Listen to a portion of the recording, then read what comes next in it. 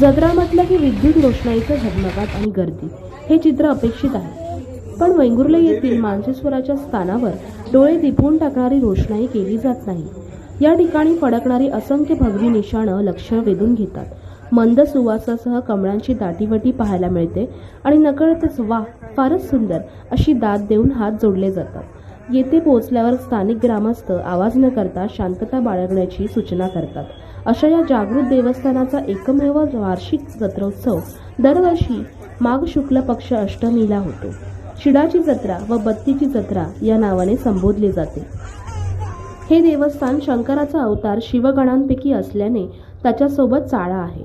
या देवाचे वर्णन म्हणजे डोक्याला फेटा, उपरणे, हातात कंदील आणि वयस्कर व्यक्तीसारखा आहे असं सांगण्यात येतं.